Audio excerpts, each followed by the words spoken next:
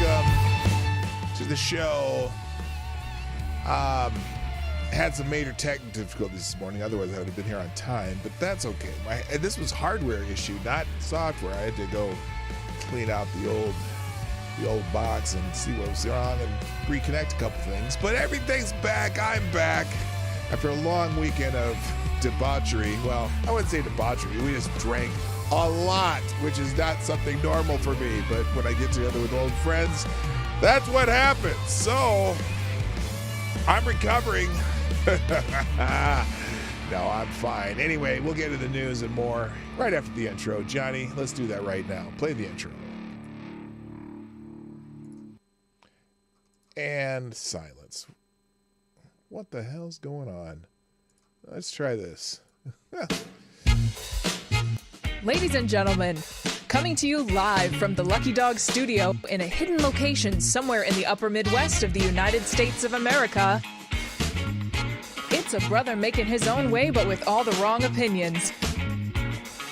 Welcome to the Morning Night Live with your host, the one and only Dawg Knight.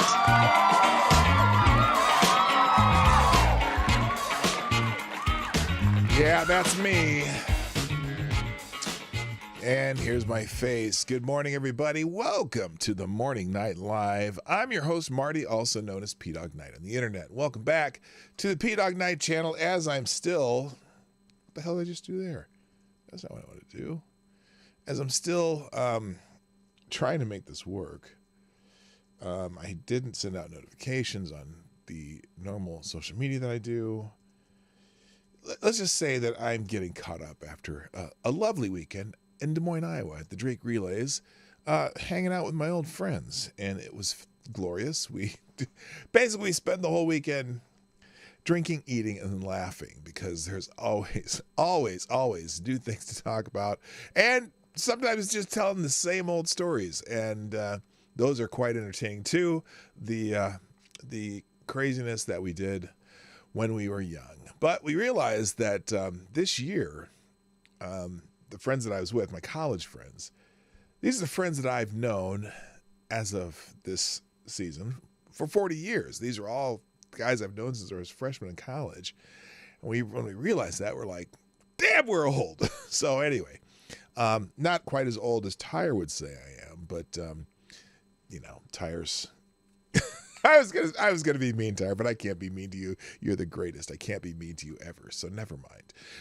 Anyway, so as I am also trying to post the stuff on some of the media that I am doing, I will back up and say good morning to everybody. So first, let me get rid of this. Almost done here, so I can actually look at what's going on. There we go. Now I've posted. Monday, yes. I am caught up now. Hello. How you doing? Let's say hi to the people in the chat. First in the chat on Rumble, Mike Savage, Blarg, Bellworthy, and congratulations. Also, good morning to Next Gen Troll. And that's it. That's everybody. That's everybody on Rumble. On YouTube, good morning, Dr. Funkenstein's Ghost, a.k.a. Tyre Alexander gets the bell. Clap, people, clap. Don't Jeb Bush him now. Also, Mike Savage, Blarg, Gunfox61, howdy to you too, sir. Good morning, Kesler, what's up? Trippy Liberty, my man. Tyler F. is here. Don Julio, Gulf City Biker and Trash Man. HB Lovecraft, Chicago Mike, hello. Good morning, Simon Wolfwood, Rotten Corpse. Fake news expert, my favorite Canadian, Jaeger Pony. Those ain't real dudes in the house. Good morning, and that's it. That's it. A little light today. Should I send this gem to Marty? Well, I don't know. You can send me gems anytime you like. You can. I don't know why I started. I was going to sing, you can check out anytime you like, but you can never leave.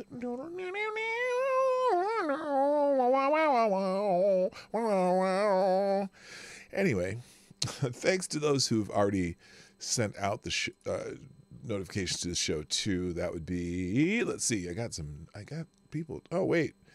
Midnight Crew Shift Supervisor. I think that might be Tyre Alexander. Thank you, Tyre. Somnambule Nation. Thank you very much. And there's people people ripping on me on YouTube, on Twitter, because, okay, let me talk to you about, before I left for the weekend. By the way, I apologize to the driving stream didn't work all that well. Apparently, I don't know if the corridor on AT&T works as good as Verizon. When I used to stream using Verizon, driving down the I-35 from the Twin Cities to Des Moines, there was only 2 minor spots where the stream would go bad. And for some reason, yesterday's stream, I guess since I've been on AT&T, it's harder to stream while I'm driving. So apparently Verizon's much more astute about making sure there's towers along the freeway so people can talk on their phones. Although I never have trouble talking on my phones, but streaming is a bit of a challenge. Thank you, Simon Wolfwood, too, for retweeting the show. Share the show, by the way, people. Hit the like button and all that stuff. And so I apologize. And I really didn't know what I was going to talk about. My plan was to stream Thursday morning and then just go and not stream on the road. Just, maybe take some video and stuff while I was whatever. But my morning got away from me. I hadn't packed leave for the weekend, and I hadn't done a lot of things that I normally try to get done before I'm going to leave for a full weekend. And so I did those things instead. So, it was, the stream was choppy, and I finally just let it die at one point and didn't restart it. And thanks to those of you who are watching, and a couple of you send me some I would call them boozy bucks, but they're not technically boozy bucks, because boozy was Nate, the lawyer's thing with he has that lawsuit with Christopher Boozy, so that's BOUZY, but these were BOOZEY, because some of you clearly bought me a couple drinks over the weekend, and I appreciate that. Okay. Speaking of people dropping dimes, or at least Hamiltons in the chip jar, thank you, Gunfox51, dropping a couple Hamiltons in the chip jar, which makes you are the new Streamlabs Superstar sponsor of the day. Thank you, Gunfox61, for adding to the degeneracy of the day. We'll dropped a couple articles here. Let's see. Oh, good God. Politico's not. Does that mean Politico's not happy with Joe Biden? I see this article you sent me. Very interesting. I'll get to those right after our main article, which I'm going to do first today.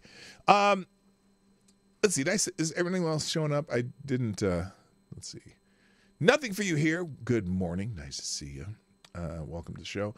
So, let's get into the show. Oh, Scribe Light retweeted the show too. I don't know if Scribe, if you're in the chat yet, but thanks for retweeting the show. I really appreciate when you guys do that. And some people, I noticed that every once in a while, there's people who, someone takes, the Streamlabs Superstar sponsor of the day is the lead, the person who, the top donor of the day. That's the Streamlabs Superstar sponsor today. So it didn't pop up till just now on your screen. So anyway, that's how it works. So it's not 10:01. It's your total. It's the total. It shows up there at the top.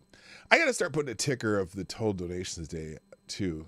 I always like to keep track of that, and I never do. But it only works for people donating on Streamlabs. And the reason I do that, one, I want to encourage people to use Streamlabs because one, they don't give as much away to somebody else. When you give your donation to me via Streamlabs, particularly if you use a credit card, more of it goes to the person you donate it to as opposed to the payment processors and or YouTube. Okay, and then the other reason is because it tracks. It tracks better. Now am able sort of to track YouTube donations. Like if you give a YouTube donation, you'll still get the little dancing dude on the screen, and it'll tell you, and it's easier for me to find them also and figure out which ones I've already done, because I can click them off as I read them, so I don't have to figure out exactly where the last one I read was.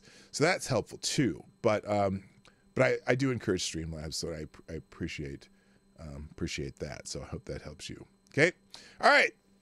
More explanation than necessary. And I appreciate all of you. Even if you see the tweet of someone else tweeting me, the show, and hit the like button, I appreciate that too, because sometimes people see the things you like. All right, let me get into this. Let's get into the news. I have limited time today. And I call it Weekend News Hangover because I didn't necessarily pay a whole lot of attention to the news, although I caught a few things. And this one article in particular, which I am featuring on the show, the one I have right up here, in the Wall Street Journal this weekend, they had an expose on some people who had a relationship with Mr. Jeffrey Epstein. And I thought, oh, well, I'm not going to read it right now, but I'm going to definitely pick it up and read it on the show. So let's you and I together learn what they're doing. And I pulled up an archive version because I don't know why, and I just did. Apparently, Epstein's private calendar reveals prominent names, including the CIA chief, the head of the CIA, and Goldman Sachs' top lawyer. Interesting. Schedules and email detailed meetings in the years after he was convicted. This is not before. This is after he was a convicted sex offender in Florida. And cite his wealth and connections. So the nation's spy chief, a longtime college president, and top women in finance. Even women in finance. The circle of people who associate with Jeffrey Epstein's years after he was a convicted sex offender is wider than previously reported, according to a trove of documents that include his schedules. For those of you across the pond, I said it that way just to be what's a good word for this? Euro-politically correct. William Burns, the director of the Central Intelligence Agency since 2021, had 3 meetings scheduled with Epstein in 2014 when he was a deputy secretary of state, the documents show. They first met in Washington, and then Mr. Burns visited Epstein's townhouse in Manhattan.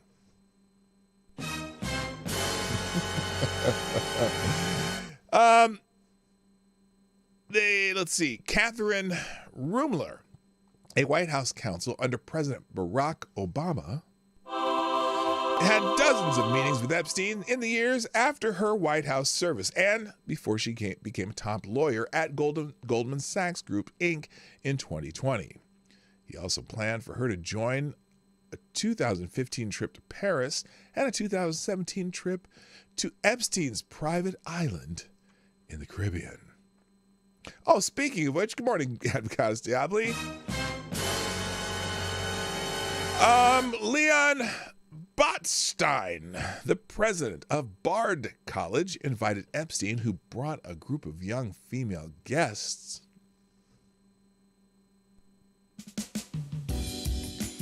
to campus. Okay, stop it.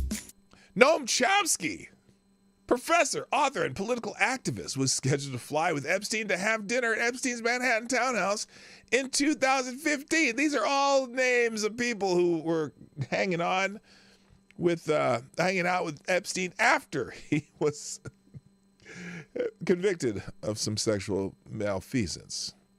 None of their names appear in Epstein's now public quote unquote black book of contacts or in the public flight logs of passengers who traveled on his private jet. The documents show that Epstein arranged multiple meetings with each of them after he had served jail time in 2008 for a sex crime involving a teenage girl and was a registered sex offender.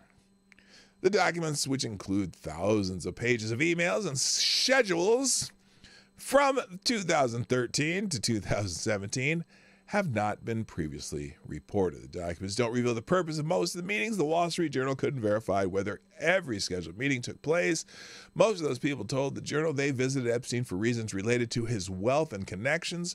Several said they thought he had served his time and had rehabilitated himself. Well, that's special. Mr. Botstein said he was trying to get Epstein to donate to his school. Mr. Chomsky said he and Epstein discussed political and academic topics. I'm sure you did, Noam. Academic topics. Okay. Mr. Burns. Every time they say Mr. Burns, I think of Mr. Burns from The Simpsons. I'm sorry, I can't help it. Mr. Burns met with Epstein about a decade ago as he was preparing to leave government service, said CIA spokesman Tammy Cooperman. Thorpe, the director, did not know anything about him other than that he was introduced as an expert. Not in that, no! In the financial services sector, and offered general advice on transition to the private sector. She said they had no relationship. Well, they had no relationship? Then why would you contact someone with that you'd have no relationship with to determine how you go from the what they say? To preparing to leave government service. Introduced as an expert in the financial services sector and offered general advice on transition to the private sector. Why? Why would he be the one they called? Ms. Rumler had a professional relationship with Epstein. I was going to play that music again, but I'm not. It would fit.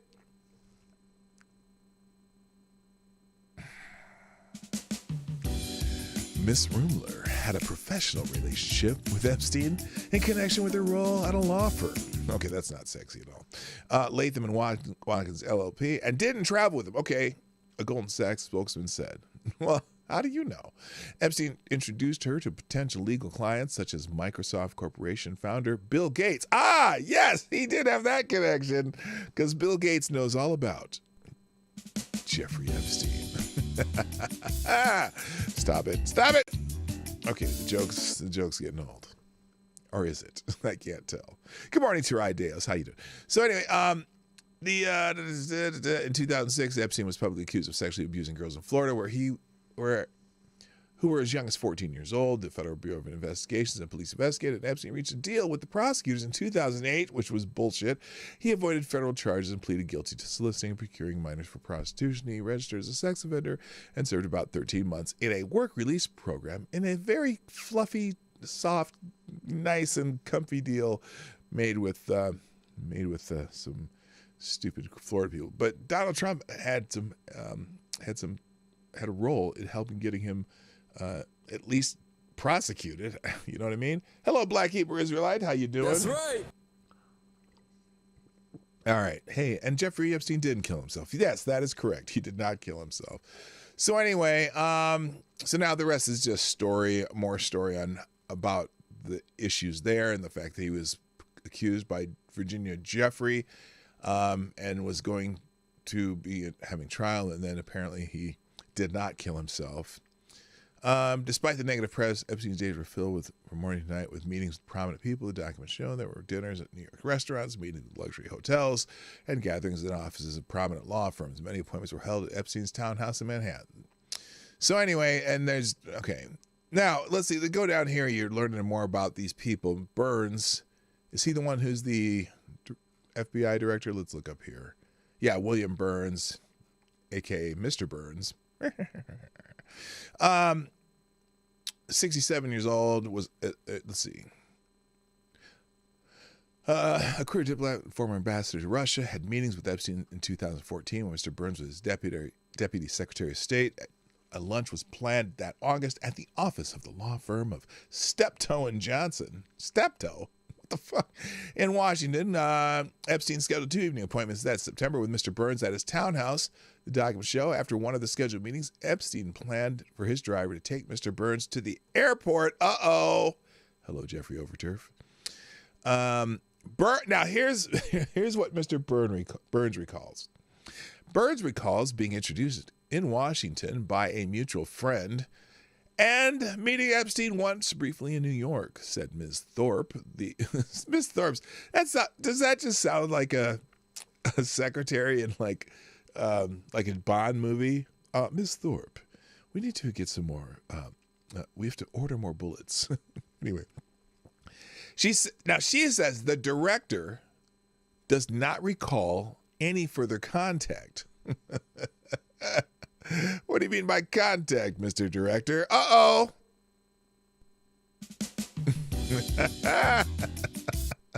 Stop it. I can't stop it. I can't help it.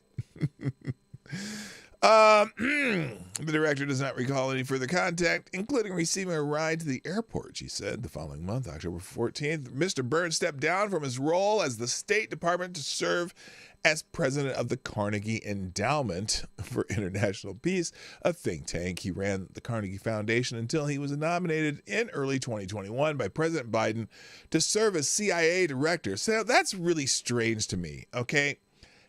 And I'm not even talking about the connection to Epstein. How does someone who was a Secretary of State and worked in the State Department and apparently worked for some think tank, the Carnegie Endowment for International Peace, how does that person end up being nominated to be the director of the CIA? Anybody? Can somebody tell me this guy's involvement in intelligence, or was he in the State Department as a CIA mole? Just curious. What does this guy have to do with the CIA? He becomes the director of the CIA after serving in the State Department and on a think tank. I'm almost more concerned about that. What is that all about? You know what I mean? Yeah, you feel me here? Anybody? How does she know what he recalls? I know. See, Advocate Stabley. Ms. Thorpe, who sounds like a secretary in a Bond movie, has done extensive interviews with Mr. Burns, who is the CEO of some weird company in The Simpsons, and knows every one of his thoughts and dreams and hopes, for that matter. And so, therefore, Ms. Thorpe, who sounds like a secretary in a Bond movie, can answer very, very clearly and profusely for Mr. Burns. Does that help? Okay, that's that. I have no idea how she can speak for him. Anyway, the documents show that Epstein appeared to know some of his guests well. Oh God, I'm holding back temptation. I'm holding back temptation. Hello, Text AG007. Thank you for stopping me from pushing that button one more time. What did I say? He seemed to know some of his guests well. I couldn't help it. I had to do it. Not that well. Okay. He asked for avocado sushi rolls to be on hand when meeting Mr. Rumler. According to his documents, he visited the apartments she was considered buying. Oh, that's Ms. Rumler. Oh, he ordered some avocado sushi rolls from Ms. Rumler. Sounds like code to me. Anyway, in October 2014, Epstein knew her travel plans and told an assistant to look into her flight. See if there's a first-class seat, he wrote. So, if so, upgrade her. Oh, well, that's Kathleen Rumler right there, is it? Because Kathleen Rumler had dozens of meetings with Epstein in the years after her White House service began. Well, she's too old for Epstein. So why is he ordering her avocado sushi rolls? Maybe they really were avocado sushi rolls. In 2014, Epstein called Ms. Rumler within weeks of her leaving the Obama White House. Epstein planned a lunch in August 2014 at his townhouse, following a series of meetings to introduce her to a wider circle of his acquaintances. Maybe he thought she looked young. You know what I mean? This is not good. This is not good. By the way, I do have my cup here. Let me go full screen here.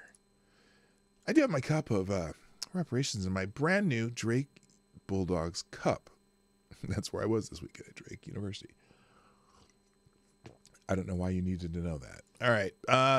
Okay, then let's see. So Ms. Rumler first met Epstein after he called her to ask if she would be interested in representing Mr. Gates and the Bill and Melinda Gates Foundation, the Goldman Sachs spokesman said. A spokesman for Mr. Gates said Epstein never worked for Mr. Gates, misrepresented the relationship, and that Mr. Gates regrets ever meeting with him. Well, I'm pretty sure that Mr. Gates does regret ever meeting with him, because that's why he's divorced. Melinda Gates sent him to the curb with his billionaire, super billionaire, whatever ass, because he spent a little bit too much time with Jeffrey Epstein. All right, Epstein and his staff discussed whether Ms. Rumler, now 52, would be uncomfortable with the presence of young women who worked as assistants and staffers at the townhouse. Yeah. The documents show women emailed Epstein on 2 occasions to ask if they should avoid the home while Ms. Rumler was there. Epstein told one of the women he didn't want her around and another that it wasn't a problem. The documents show Ms. Rumler didn't see anything that would lead her to be concerned at the townhouse, except for the big sex swing. And one of the visitors, Helen Fisher, an anthropologist who studied romantic love and attachment, had lunch with Epstein on January 16th to discuss what? Who cares? Oh, Dr. Fisher said after the lunch, Epstein invited her to speak with his staff. God, the jokes write themselves. Nope, not doing it. And then in filed, I would say 6 young women, she said, all of them good looking, all of them young. Dr. Fisher and Epstein never funded her work, or said Epstein never funded her work. They weren't friends and they didn't stay in touch. I didn't have anything to do with Jeffrey Epstein, she said. But I remembered it because of his spectacular house and because of the 6 young women. So they go on talking about how each of these people were in touch with Jeffrey Epstein. And boy, oh boy, they go on and on and on about all these people. So fascinating. If you want to read the rest of the article, it'll be in the links today, but I'm done reading it. But just more into the world of Jeffrey Epstein, outside of his when she's studying his pedophilia. Yeah, I don't know, man. Plague Dr. Zach, by the way, good morning. So anyway, that's all that. Now let's go to the articles that Gunfox sent me because it might actually it may actually refuel my head. Wait a minute, you sent me the same article twice, or did I click the same article twice? Let's check this real quick.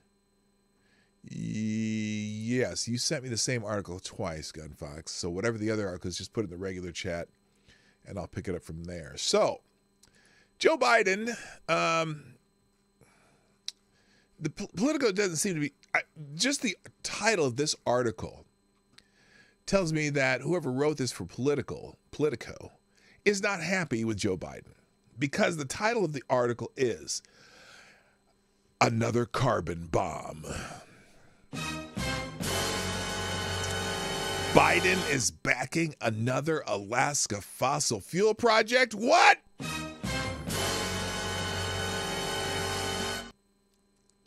They're so overwrought on this stuff.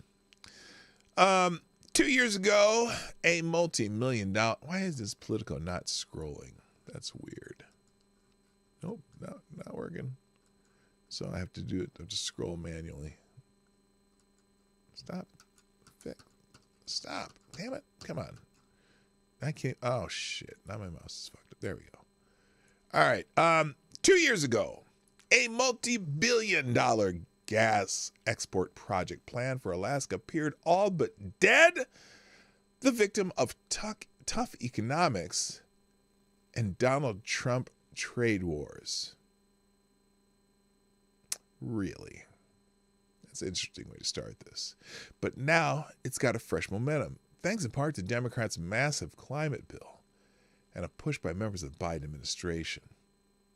Alaska LNG, which stands for liquid natural gas, a $40 billion with a B project proposed for the state's south coast, would be the second major fossil fuel proposal in the state to have stalled under the Trump administration, only to be resuscitated under the Joe Biden. Oh my goodness, Joe Biden's so wonderful. The turnabout is delighting the state's Republicans,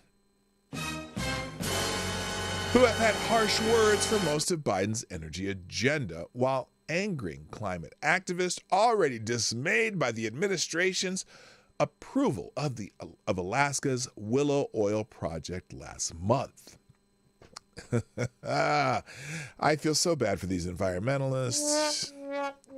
Alaska LNG is a carbon bomb 10 times the size of Willow, said Lucas Ross, a program manager for the environmental advocacy group Friends of the Earth. Oh. By rubber stamping projects like these, Joe Biden is putting his own climate legacy at risk. Oh, no. The White House did not comment on questions about Alaska LNG. The administration has previously pointed to major actions it has taken to tackle climate change, such as major investments in clean energy and opening more public land to wind and solar energy projects, basically also known as boondoggles. Unless you live in Iowa. Iowa has these wind farms everywhere. Like you drive along the freeway, especially going from north to south on 35. You don't see them as much going east to west until you get to about to the western corridor. But man, there are wind farms everywhere. And they're great when the wind's blowing, which in Iowa, it blows a lot. Iowa's probably is a very windy state. You know, it's a plain state, and it's in those, it kind of fits under the jet stream where it would cause wind, and there's always wind in Iowa. But anyway, I digress. But while Biden has pledged to move the United States away from fossil fuels, the country's role as the world's top natural gas producer has become a bright spot for the U.S. economy and a lifeline for allies in Europe and Asia, especially amid the disruption caused by Russia's war in Ukraine. Biden's State Department and his ambassador to Japan, Rahm Emanuel, are among the project's supporters. Now, look, I'm going to give Biden credit for this. Look, he took the time to blow up the Nord Stream 2 pipeline, and now he's got some more extra oil and natural gas production just in time to sell it to Europe and whatnot. More power to you. Look, it's not going to kill. Look, I'm not going to go into a climate change debate, but I just say I'm learning more and more and more. I've been doing some research, and that's just a money grab. I was telling you. Anyway, let's see. Dan Sullivan, Alaska Republican senator. I've been critical of the Biden administration on a whole host of issues, and he had pitched the project to foreign companies and governments. But this even has the strong support of the Biden administration, talking about that project. Government financing from last year's landmark climate law and 2021 infrastructure package has also improved the outlook for the plant. Really? I thought it was a Green New Deal. For instance, by offering expanded tax credit for carbon capture technology. The project, which still faces major economic challenges, would ship 3.5 billion cubic feet a day of liquefied natural gas produced in the state's north slopes. Buyers in Japan, South Korea, and elsewhere are giving the project a close look, people in the industry said. I don't understand why. Well, anyway, the momentum is a sharp change from 2019 when the company behind the project laid off half its staff and indefinitely delayed a final investment decision. At the time, the Trump administration's steel tariffs and its trade war with major gas consumers, China, were creating uncertainty about the project's future. Well, also, the part of it, too, is during the Trump administration, when we became more energy dependent, we were exporting more energy, the price of certain fuels went down, and probably, I'm going to guess, this project would have been harder to make a profit, right? So the fact that Biden has squelched a lot of energy projects and the price of energy has risen so much, it probably is more economically feasible to do this project now too. So that's probably another part of it, but they want to find a way to blame it on Trump. Environmental groups point to estimates from the Energy Department that the project would spew the equivalent of 1.5 billion tons of carbon dioxide into the atmosphere. Good, the plants will love this project. The plants all over the world will be saying, thank you, Joe Biden. Thank you, Joe Biden. Thank you, Joe Biden. I know, I'm silly. In the atmosphere over its 30-year lifetime. So you got to go up 30 years to come up with that 1.5 billion tons of carbon dioxide. Over 30 years. See, even if it uses carbon capture technology, that's akin to burning more than 8 million burning more than 8 million rail cars full of coal. Over one... Okay, stop it. Okay, so I'm curious. Here's because when they write shit like this or they say shit like this, I'm very, very curious. When they say it will spew the equivalent of 1.5 billion tons of carbon dioxide into the atmosphere over 30 years, and then they compare it to burning more than 8 million rail cars full of coal, what's the time period of burning those 8 million rail cars full of coal versus the 30 years of 1.5 billion tons of carbon dioxide in the atmosphere? Do they mean if you burned 8 million rail cars full of coal right now? I'm not sure. Anyway, Green Group said the administration's approval of the Willow Project and its breakneck pace of approving permits to drill for oil and gas on public land are in stark contrast to Biden's own words. Biden's figuring out that he's screwed up very early in his administration, and it's summer gas prices time, and he's trying to get reelected. So if he doesn't start approving some of this shit and getting some production out of it that lowers energy prices, that's not going to look good for his reelection bid. So sorry, green groups, whatever green groups are talking about. There's a reality check going on for Biden getting reelected. And it may not even help, to be honest with you, but they're trying. On Thursday, Biden pledged $1 billion to help developing countries fight climate change and renewed his call for more clean energy development. We can keep the goal of limiting warming to no more than 1.5 degrees, Biden said at the 2023 Major Economies Forum on Energy and Climate. On Energy and Climate? A virtual gathering that included leaders of Canada, Mexico, Brazil, Australia, and the European Union. Oregon Democrat Senator Jeff Markey, who sits on the Senate Environment and Public Works and Foreign Relations Committee, rebuked the Energy Department's decision to approve a key permit for the Alaska Gas Project. The permit allows the project's backers to ship gas to most countries around the world. Oh, man. Look, they need to do it. And is it liquid natural gas cleaner than oil and or coal? I mean, make up your minds. You want to transition to clean energy? Well, this is the cleanest option you have right now during that so-called transition. God, people. Dog, your Biden impression needs work. I'm not a good Biden impression. I don't do good impressions. Other than Nancy Pelosi, she talks like this and has. Anyway, the backers, project backers, Alaska and liquid natural gas will be one of the cleanest sources of natural gas. Well, there you go. Oh wait, what else did he say? Another massive fossil project from a president who promised to drive the transition to renewables. You can't just do it cold turkey, Senator. Are you stupid? What up, Jay Pylon? That was not a good time thing, but anyway. It's like you don't just stop doing the other stuff because most of the world runs on the other stuff.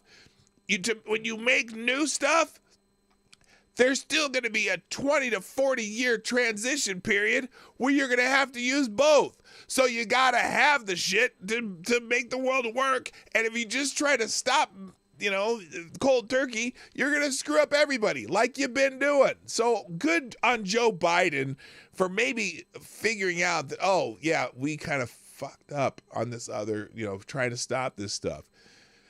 Oh, this goes on and I'm done. Anyway, so did Gunfox ever throw that other article he meant to send me? It doesn't look like it. Oh, wait, is that it? No, that's not it. Oh, here it is. There we go. Let's see what this one is.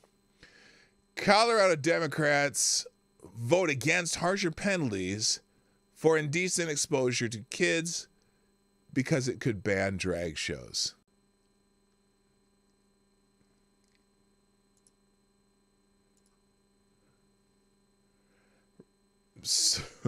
Wait a minute.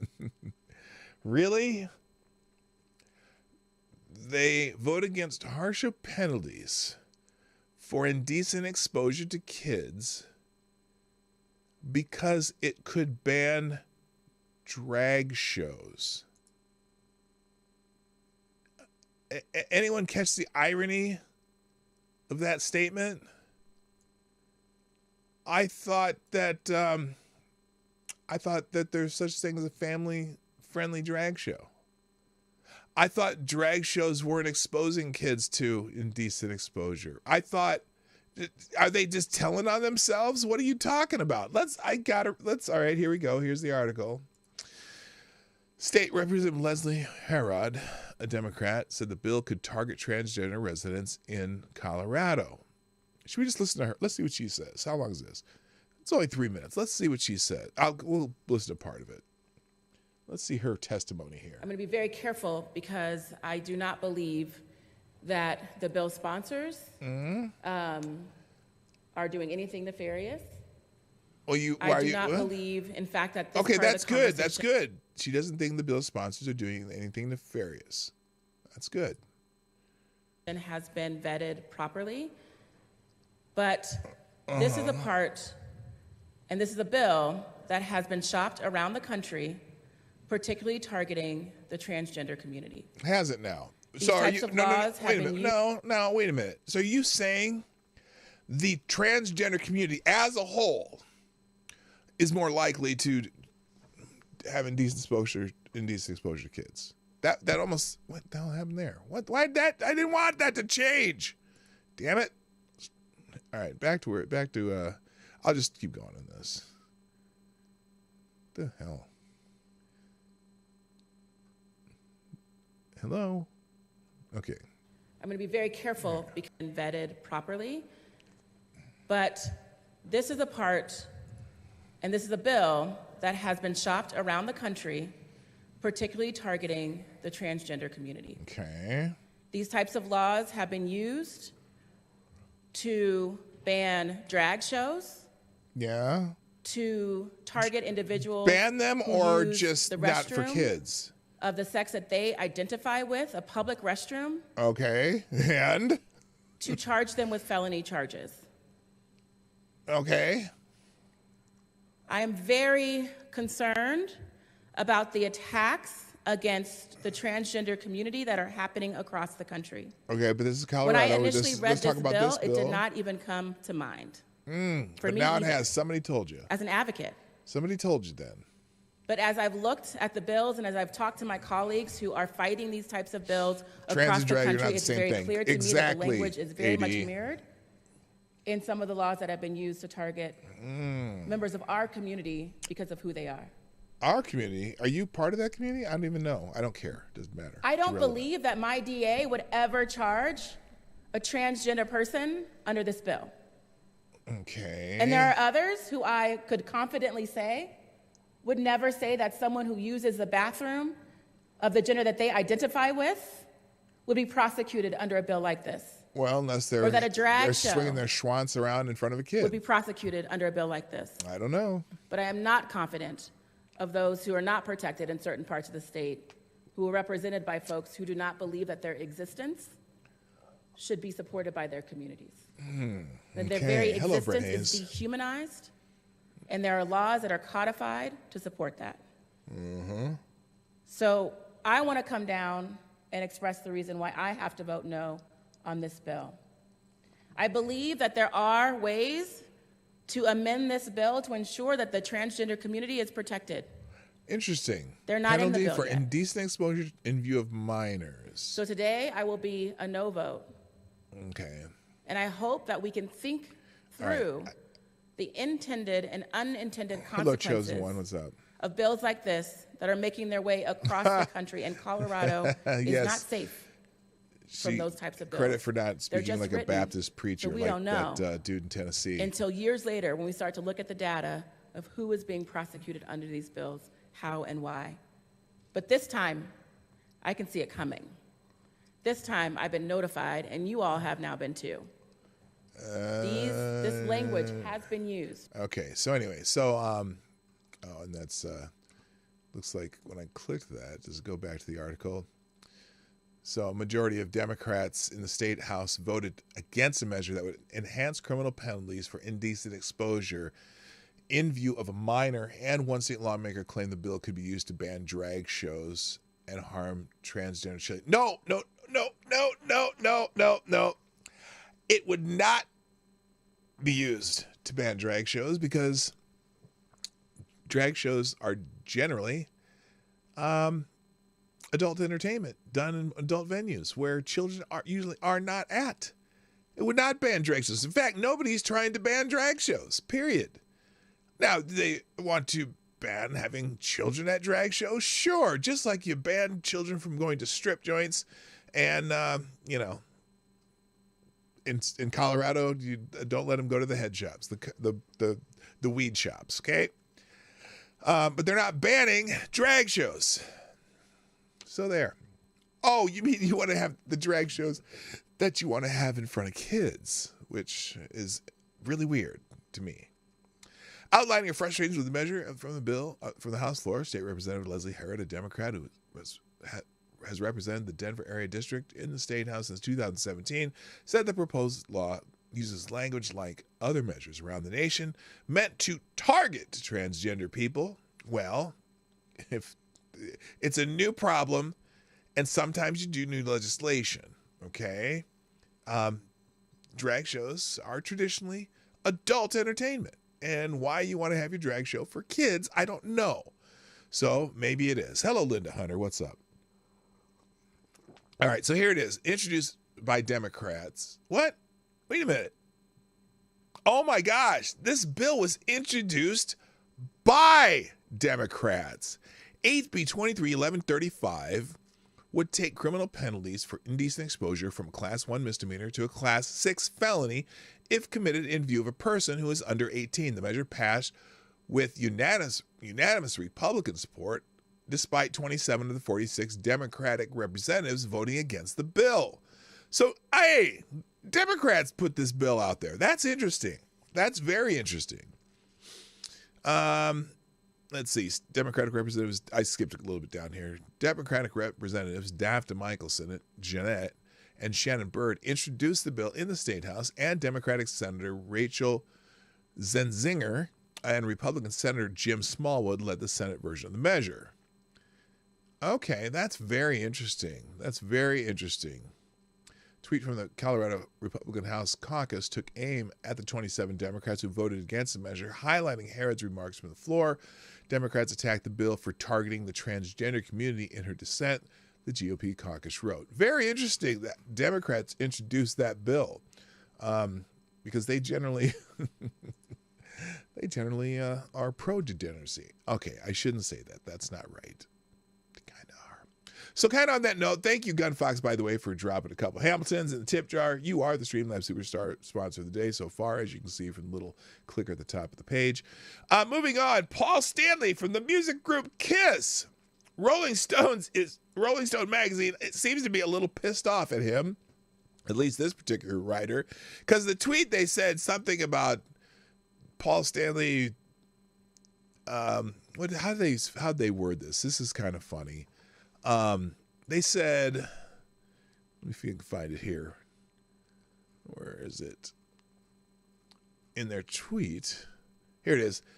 Paul Stanley, whenever they say Paul Stanley has thoughts, or someone has quote, thoughts, end quote, in scare quotes, that means they don't like what they said. And that's what it kisses. Paul Stanley has thoughts on parents who support kids' gender identity. Now, I don't necessarily care what Paul Stanley thinks about certain things, but it doesn't mean that I don't think he's making sense. I don't listen to Paul Stanley because I think he's an authority on anything. He's a rock star, and I'm in that. It has zero undue influence. But it's interesting that Rolling Stone magazine, and look, look at the top of the article here. It says, misguided kiss. Interesting. So they are not happy with what he said. They're going to attempt to cancel Paul Stanley, who I believe is uncancelable. Does Paul Stanley need any more money? Well, I don't know. They keep having their last tours, but maybe they just like touring. Anyway, Kiss's Paul Stanley has thoughts about parents who support kids' gender identities. The musician calls normalizing and encouraging pronouns and gender identity a sad and dangerous fad. Oh my! Oh my! What is going on? It's not too often you hear celebrities buck the trends. Kiss member Paul Stanley has, for some reason, made a statement on Twitter about his stance on kids' gender identities and parents who are normalizing and even encouraging participation in embracing them, calling it a sad and dangerous fad. Go ahead, Paul Stanley. Go ahead, Paul Stanley. Go ahead, Paul Stanley. Kiss sucks and now I'm backing down from that. Yeah, I'm just saying. There's a big difference between teaching. Okay, here's what he says.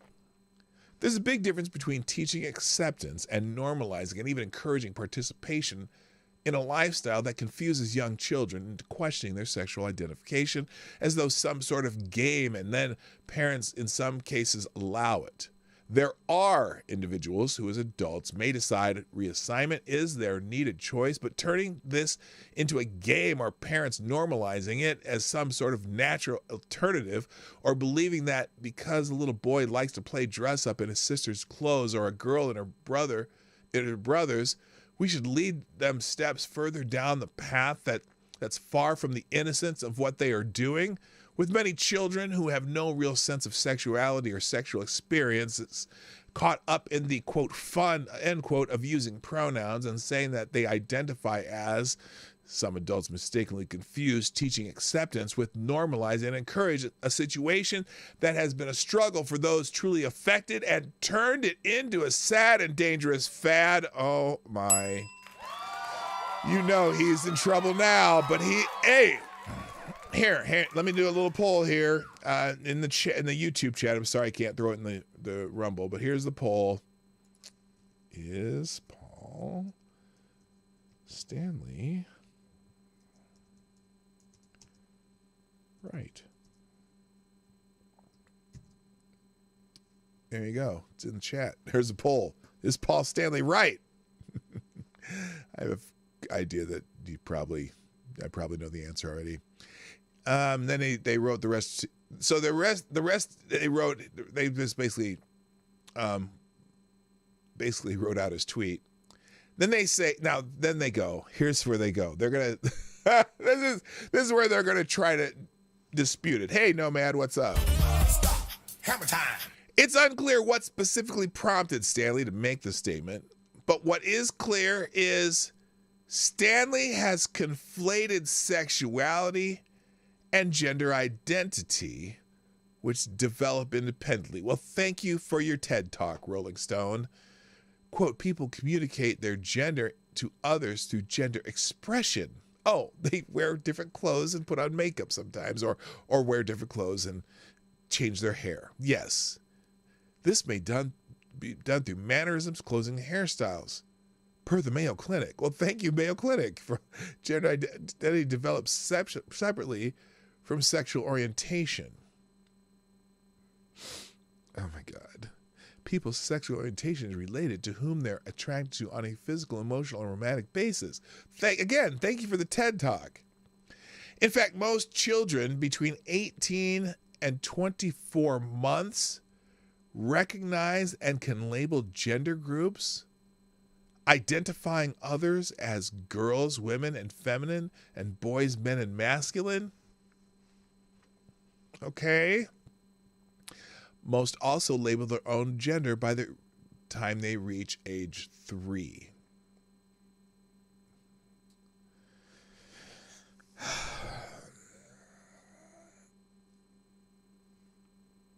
It is observed whether they are a boy or girl, and most parents just say so instead of trying to make it a big mystery with thousands of options, when there truly are only 2, with some very rare exceptions that are developmental anomalies. Yes, that's for you who are going to shout out, hey, what about intersex people? What about intersex people? Stanley's statement comes in the wake of a slew of anti-trans legislation taking root nationwide, including in Virginia, South Dakota, Texas, Tennessee. Last week, the Department of Justice filed a lawsuit challenging Tennessee's new law banning gender-affirming treatments for minors, one of several bills targeting the state's LGBTQ community. Really, it's the minors of the you mean minors, because the LGBTQ community, I would say, are adults. Yeah, there's some gay kids that figure it out by the time they're in high school. But to permanent physical damage to children when they probably not real sure 100%, probably not a good idea. If they want to do it when they're adult, then the burden's on them. But when you allow it to be done to children who are too young to make permanent medical decisions, I would say then the burden becomes on the parents and those medical doctors who are causing permanent medical and physical damage to children by starting this at young ages. Just saying. And that's the end of the article. So interesting. Paul Stanley of KISS. Now, I give him no more credit than anyone else. He's just a human who has an opinion, and I will take it as another human who has an opinion. But he has no more credibility because he's Paul Stanley. But to Rolling Stone, this is not good when when celebrities start talking against the narrative. And speaking of this kind of general topic, Riley Gaines slams Brittany Griner for supporting men and women's sports. So last week, Brittany Griner made headlines. It's right here in the first of the article. Last week, Brittany Griner made headlines after she supported biological men playing in women's sports. On Sunday, former Kentucky swimmer Riley Gaines called her out on it. Griner, who happily criticized the United States before she had to be bailed out of Russian prison for taking illegal substances into a foreign country, believes banning transgender athletes from competing against women is a crime. A crime, she said. Quote, that ranks high on the list of things I'll be fighting for and speaking up against, Griner said. Everyone deserves the right to play. No one's taking away the right to play. It's just where and who you play with. Sorry. Look, if that's not one of the consequences of changing your sex, I'm sorry. Or you can't change your sex. Excuse me. That's impossible. Changing your gender because you feel like something doesn't mean that gives you the right to do things. Anyway, some say Brittany Griner's a dude. Okay, Brittany Griner's, I don't think she's a dude. She's just a giant woman, an anomaly, one of an extremely rare case of super tall women. And her voice is deep, matching the size of her and whatever. But she's a woman. She's clearly a woman. Because if you saw a man with her athletic prowess at that height, you would think they were, let's just say that you'd be like, wow, that's the most uncoordinated man on the planet. But as a woman in women's sports, she's a dominant person because of her size and her abilities. And she does have some decent basketball abilities. If she were competing against men, she would probably be able to compete with 14-year-old AAU, high-level AAU boys at probably the highest level of AAU for 14-year-olds. But beyond that, I don't think there's a WNBA team out there that could beat a high-level AAU 15U team. Say the ones in the Nike League or the Adidas or whatever, the big leagues of AAU basketball. Doesn't make WNBA basketball less entertaining because they're playing against people that are the best in the women's side of the sport. So if you want to see the best of the women's basketball, you watch the WNBA. But it's going to be very different from what you're expecting if you watch the best of men's basketball, which would be the NBA. It's a very different sport. I used to laugh because she used to give some player in the NBA shit because, talk about how she's not that good and I want to say it was, who was it? DeMarcus Cousins. That's who it was. She got into this verbal battle with DeMarcus Cousins, and she said something about, you don't need to talk about me, little man. And so the idea of them playing one-on-one was discussed, and there were actually women out there who believed that Brittany Griner could beat DeMarcus Cousins playing one-on-one, which is freaking hilarious. It was freaking hilarious. There's no comparison. There's not a single. I don't think there's a single NBA player, player in the NBA, who would lose a game one-on-one to a WNBA player. There's just a size, a strength and speed difference that is just too much. And I don't care who. It could be the best player in the WNBA versus the worst player in the NBA. You could get out. What's the redheaded dude that used to play with the Celtics that they make fun of all the time? I don't know. If you don't watch basketball, you know who I'm talking about. Anyway, so Riley Gaines, who says, which NBA team would have Brittany Griner, since apparently the overwhelming obvious differences between men and women should simply be overlooked. Heartbreaking to see athletically successful women take this demeaning stance. And if we're going to talk about crimes, Brittany, oh, snap, snap. Just knife to the heart. Here's what Brittany Griner said. Oh, wait, here's what she said. Is this it right here? Yeah, this is where she said it's a crime to. Good morning, Brittany. I'm Bill Roden from ESPN Anscape. It's really great to see you. It's all in your left, your right ear, if you're wondering. The question, you've always represented so much throughout your entire career about access and, being able to do stuff. And I hate to put one more thing on your plate, but there are a number of states who are aggressively moving to prevent transgender athletes playing. And I was wondering, again, I hate to put one more thing on your plate, but in terms of on your radar, where is that? You're going to have a tremendous platform, but where is that going to be on your radar in terms of advocating for, athletes, all athletes? She needs to worry about staying out of jail in foreign countries. That ranks high on the list of things that I'll be fighting for and speaking up against. Everyone deserves the right to play. Everyone deserves the right. Doesn't mean they deserve. Okay, stop. It doesn't mean they have to deserve the right to play where they want to, though.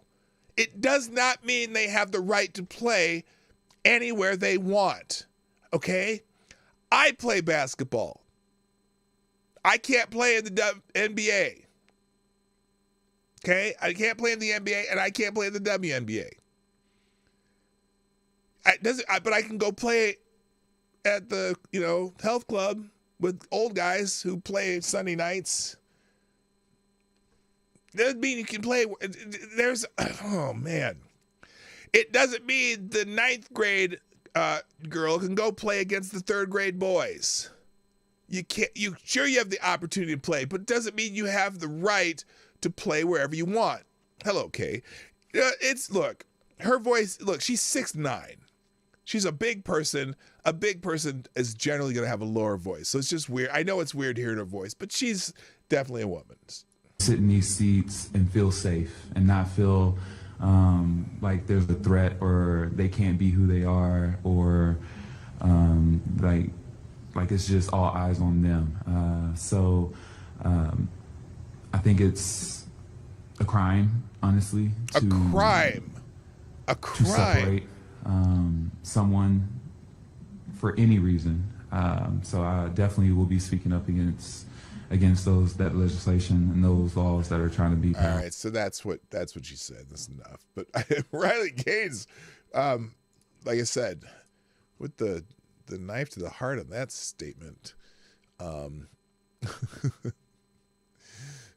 boy, where the hell did that go? Oh, there it is. Yeah, she said. It's heartbreaking to see athletically successful women take a demeaning stance. And if we're going to talk about crimes, Brittany, well, maybe, like I said. All right, I'm going to go lightning round now since I'm out of time here. Apparently, Senator Ron Johnson has said that Anthony Blinken lied bold-faced to Congress over contact with Hunter Biden. I think there's so much more to uncover here. The Wisconsin Republican said. Senator Ron Johnson joined Sunday Morning Futures to discuss the investigation into Biden's family business dealings and Secretary of State Anthony Blinken's alleged contact with Hunter Biden, expressing his belief that Blinken lied bold-faced to Congress, not just about his contact with Hunter Biden, but so much more. So there's a whole interview. You can read that, but that kind of gives you the nuance of the article. Vivek Ramaswamy calls out the brainwashing indoctrination. I'll get this. Why isn't that fitting on there? That's weird. And the dangers of children gender transitioning. One of the main statements I can only imagine is because, it's still puzzling as to why the left wingers employed by legacy media keep pushing radical gender ideology and urging gender transition in children. I can only imagine it's because the left knows decades of indoctrination in schools are finally paying off, or that the gender ideology lobby is so wealthy and powerful that it has compromised the fourth estate. Whatever reason, the Republican presidential candidate, Vivek Ramaswamy, rejected its legitimacy in an interview with Chuck Todd on NBC's Meet the Press. Now, if you're not familiar with Vivek Ramaswamy, he's an American of Indian descent, and I'm talking call center, not casino. And he is running for president as a Republican. He's a very, extremely smart dude, okay? And I don't think he has a chance in hell of becoming the nominee. Although, I don't know, Barack Obama became the Democrat nominee out of nowhere. But dude is very smart. He sometimes gets himself into has some little verbal hiccups when it comes to certain topics. But interesting dude. And he was on with Chuck Todd talking about gender ideology. You can read the entire article. Now, CNN, in its indoctrinating ways, is also on the case here. You always know how CNN is trying to push certain things, and so CNN, in an effort to bolster the trans lobby, they dropped an article here. Trans and non-binary students have long had a place at women's colleges. Here's what they want you to know. Really? Have they really? Because there's now maybe at women's colleges, but I know that, for example, I think it was is it Utah, the University of Utah, Kappa Kappa Gamma. Remember we saw that article where the dude was brought into the Kappa Kappa Gamma house, and now they figure out the dude has been in their bathrooms watching them and having boners and shit, and maybe shouldn't be there, and they're suing to get rid of him.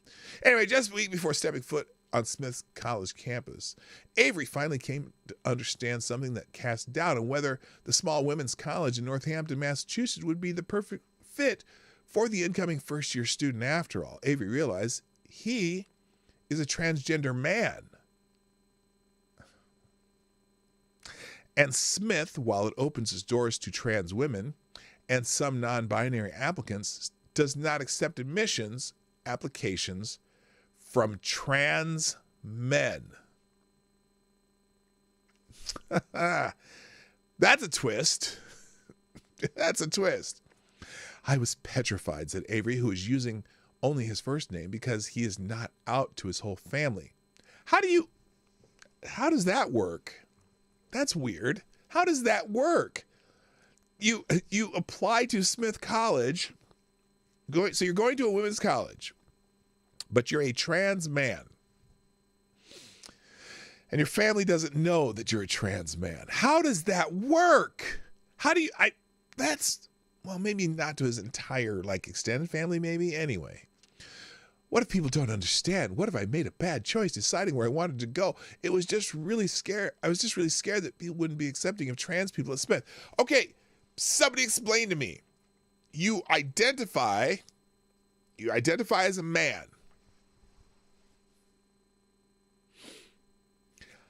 And you want people to accept you as a man. But you apply and get accepted to a women's college. Why would you do that if you're trying to have people accept you as a man, try to get validation as a man, even though you are a female human? Aren't you defeating the purpose of transitioning by going to a women's college? What?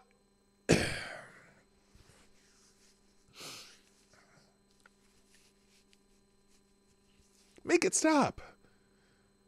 Why would you go to a women's college if you...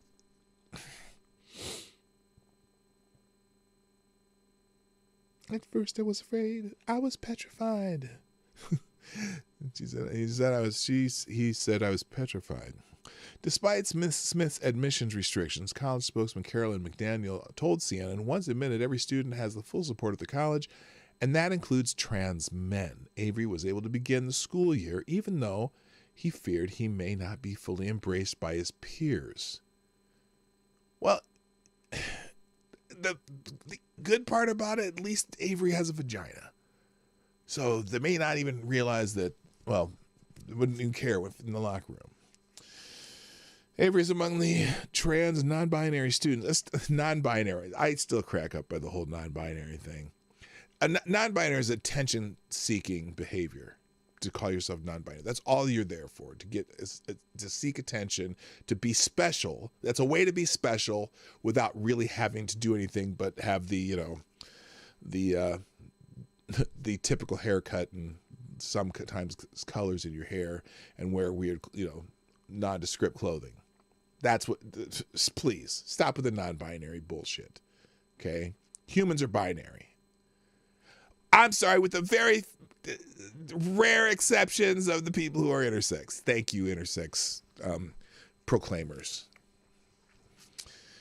But gender non-conforming people have become increasingly more visible in both society and on campus. Great. These institutions have been forced to grapple with what it means to be a women's college and who is welcome there.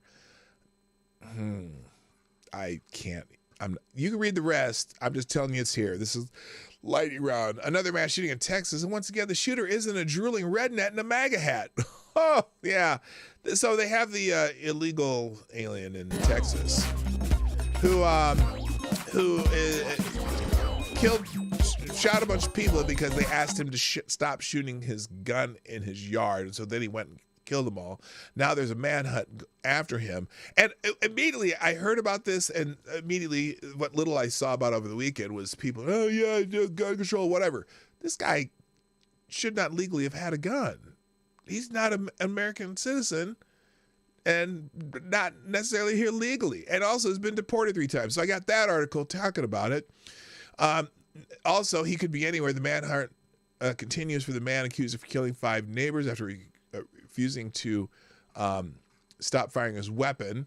FBI releases new photos of the fugitive in the country illegally, accused of fatally shooting 5 neighbors in Texas. They got some new photos of him that they've put out. And also, this Mexican national wanted for allegedly murdering 5 neighbors in Texas is a thrice deported illegal alien. Very, very well done, whatever. Thank you, Kay, by the way, dropping a 5 spot in the YouTube Super Chats, who says the rainbow movement is trying to take over the civil rights movement. Change my mind. I'm not even going to try to change your mind. That's exactly what it is. There are people seeking, they're seeking oppression. See, it's cool to be an oppressed class, and that's what they're seeking. So there you go. Thank you very much for responding to the show, Kay. I appreciate you. Good morning, Reaccion Puerto Rico and Steph Colonel are in the house, all from Hotep Nation. So anyway, they put out some new photos. This is an illegal alien from Mexico who got legally acquired a gun and now has killed a bunch of people. Now I'm not saying that it's just illegal aliens who kill people, because lots of other people killing people. In fact, it was funny because someone put out a list of all these mass shootings over the weekend, and most of them were some hood shit. So just saying, because there's a lot of hood shit that goes unreported, or at least unnoticed. It may be reported locally, but until it's... And the reason this article even got any eyes... Okay, class, in the chat, tell me what the weapon was. You can guess it. That's the only reason it's gotten in class, but now it's quieted down now that we know that it's an illegal alien that did it. Apparently the Democrat, I'm changing subjects here. In a rare unanimous writing, the Supreme Court slaps down Democrats' attacks on Clarence Thomas. Apparently, the 9 justices have spoken as one in a rebuke to Democrats who have been accusing Clarence Thomas of major ethics violations. On Tuesday, a letter signed by all 9 justices was sent to the chairman of the Senate Judiciary Committee criticizing Democratic lawmakers for their ethics complaints against Thomas. A joint statement was issued in response to the Senate Judiciary Committee's call to propose new ethics legislation that would provide independent oversight of the High Court to Congress instead of the current General Code of Conduct for justices on the United States Supreme Court. Senate Judiciary Committee Democrats have called for Clarence Thomas, along with Neil Gorsuch, to testify before Congress over alleged ethics scandal involving unreported gifts and financial earnings. Thomas has denied any wrongdoing, and critics of the proposal claim that Democrats are targeting Thomas and Gorsuch in a politically motivated witch hunt because of their investments with conservatives, according to ABC 11. So they wrote the letter. I have a copy of it in the links. It's kind of hard to follow because it goes back and forth, and I don't even it has this weird finish here. I guess they sent it to Lindsey Graham, ranking member, also. But here it is. Thank you for your letter of April 20th, 2023, inviting me to appear at a Senate Judiciary Committee hearing on May 2nd. I must respectfully decline your invitation. Testimony before the Senate Judiciary Committee by the Chief Justice of the United States is exceedingly rare, as one might expect, in light of separation of powers concerns and the importance of preserving judicial independence. The Supreme Court Library of Compilation of Justices testifying before Congress on matters other than appropriations or nominations has identified only 2 prior incidents: Chief Justice Taft in 1921 and Chief Justice Hughes in 1935. Both hearings involved routine matters of judicial administration relating to additional judgeships in the lower courts and jurisdiction over appeals from lower courts injunctions. My predecessor, Chief Justice Rehnquist, appeared before House committees twice, also on mundane topics. In his first appearance in 1989 before the House Committee on Post Office and Civil Service, he offered views on the improvements of the federal civil service system. In 2004, he discussed the John Marshall Commemorative Coin Act at a hearing of the House Financial Services Committee. Neither Justice Berger or Chief Justice Warren nor Chief Justice Vincent ever appeared before a congressional committee, though Chief Justice Warren did submit a prepared statement on federal employee salary increases to the Senate Post Office and Civil Service Committees in 1964. Congressional testimony from the head of the executive branch is likewise infrequent. According to the United States Senate website, no president has ever testified before the Senate Judiciary Committee, and only 3 presidents in 1862, 1919, and 1974 have testified before any congressional committee. In regard to the court's approach to ethics matters, I attached a statement of ethics, principles, and practices to which all of the current members of the Supreme Court subscribe. Sincerely, Roberts, Chief Justice Roberts. And then they did a statement of ethics and principles, which all of them put their name to at the end. And so there you go. They're basically saying, pound sand, this is some political bullshit. We are not a part of that political bullshit. All right, finishing up. Let's see. Why did I put this out here? Oh, that's just articles. Got rid of Ace. And the only reason I have an article at the end of this about E. Jean Carroll, who believes E. Jean Carroll, she's the one who's suing Donald Trump for defamation because he, talked shit after she supposedly was a claim that he had raped her back in the day. I mentioned something. I responded to some stupid tweet by one of these prolific Democrat talking point Twitter accounts. The words I said was, if you've read her first account of what she claims Trump did to her, I said it's physically impossible. And I had talked about this on one of my streams 2 years ago. And because we read the account, so I have this article, but I also have the account from Vanity Fair. And if you read her account of what supposedly happened, right? Here, let me make sure. I'll do this in an archive version. if you read what she says happened, you might be able to understand why I would have the opinion that what she said is physically impossible. And I'm going to give you the key points, okay? She claims he backed her up against the wall in this dressing room. She was wearing tights. Said that she pulled down, that he forced her tights down, but not off, down. Think about this, wearing tights. And then he did some finger stimulation, which is completely plausible. But she was backed up against a wall and they were standing, and she says that he pulled out his unit and penetrated her with it, standing while she has tights down around her legs. Now, think about that. Any woman who wears tights and has attempted to have sex with their consensually probably knows that that is probably not all that plausible. No, unless Donald Trump's is, circus freak porn star sized, right? Because, and also, like, just knowing from having consensual sex with my own wife is when she's wearing tights, you got to get rid of the tights completely before you really can do anything, unless you're doing like some stuff behind. But anyway, that is where I said, physically, practically physically impossible, unless Donald Trump is a circus freak. Because just physiologically, standing, facing each other, tights around legs. Sorry, you gotta. There's an angle issue that you have to contend with, and that's why I know that this probably not. The story didn't make sense. Now, she very much could have told the story wrong, or someone could have, the stenographer could have done it wrong, and it's certainly not beyond the realm of possibility that some guy tried to do something to her consensually. But her description, at least the first one that she wrote in her book, I believe is physically impossible. So, and people are all mad at me for saying that, but it doesn't make sense. So, hello, Renee Mayette. P. Doggy Style Night. Thanks. I knew that was coming. I know it. What part of the detachable penis do you not understand? Well, maybe if he was carrying a dildo and she just thought it was the real thing, but, and the immortal words of Marvin Gaye, ain't nothing like the real thing, baby. Ain't nothing like the real thing. And on that note, we're getting the hell out of here because I'm going to be late. So have a great day, ladies and gentlemen.